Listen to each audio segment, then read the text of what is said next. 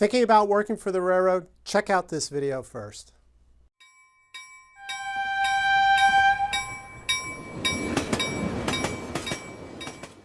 Welcome everyone to another edition of the Highball Advisors Railroad Retirement Whiteboard. My name is John McNamara of Highball Advisors. And today, I hear a lot of things about trying to recruit people to work for the railroad. I hear everything from railroaders, how much they like it, how much they dislike it. So what I thought I'd do is just kind of do I don't ever want to talk about what's it like to work for the railroad, because I don't work for the railroad. I have no idea what it's like to work for the railroad, okay? I hear stories, but, until you're actually in the working for it, it's tough to comment.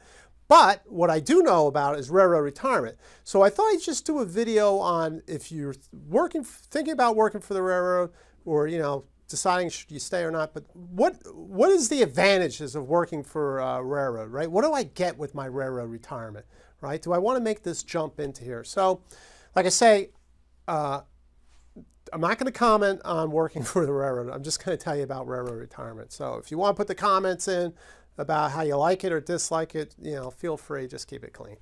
All right, so here we go. On railroad retirement, let's talk about Social Security first, right? So you have Social Security employees and you have railroad retirement employees. I want to talk about government workers. Well, that's another thing, right? So if you're working in a Social Security job, right, your Social Security is going to be calculated on your top 35 highest earning years, okay, excluding any railroad service. Your railroad service does not count into Social Security. So your top 35 earning years. And if you were born 1960 or later, your full retirement age is going to be 67 as of the date of this. I don't know if they're going to change that. Okay, so 67 is your full retirement age. Now, if you're married, your spouse would be eligible up to 50% of your Social Security at the spouse's full retirement age, okay? And then also the survivor annuity from Social Security would be 100% of the higher of the two spouses' annuity, right? Once again, you're always going to have work deductions or age reductions, but let's just say full retirement age, you're eligible to 100%. So that's Social Security, straightforward, it's been around forever, will continue to be around. But let's look at railroad retirement, okay? We'll see how this matches up against Social Security.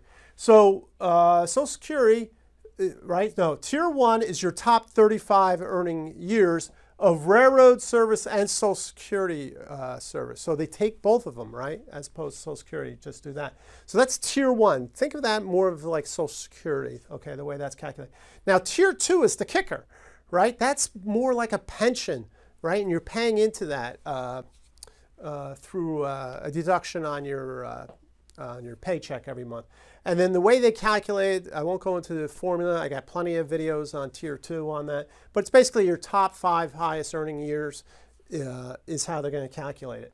All right, so that's really nice. So now you have your Tier 1, which is Social Security coming in at retirement, and then you have this other pension, this Tier 2 coming in. So now I got two sources of guaranteed retirement income coming in. Very, very powerful stuff.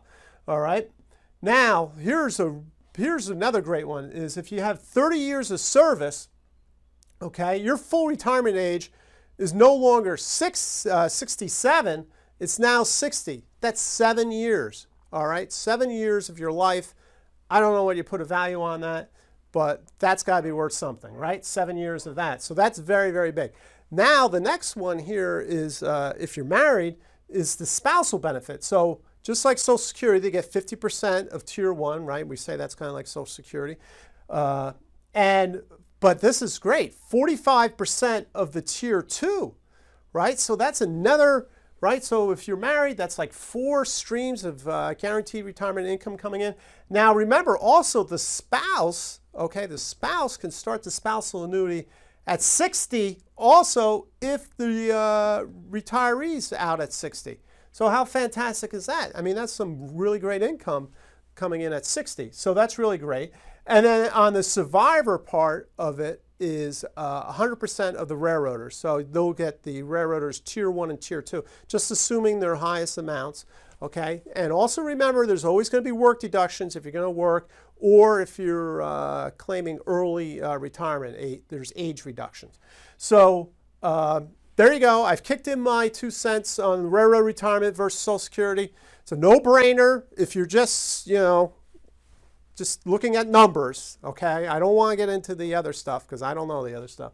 But just looking at that, it's very good. It's very good by any stretch of the imagination. So I hope you found this video helpful. Feel free to reach out to me. Boarding for railroad retirement if you're at or near retirement. Click on the YouTube channel, subscribe to it, please. Click on the notification bell to get the latest video. Until next time, everyone, please stay safe, stay on track, and take care. So long, everybody. Bye.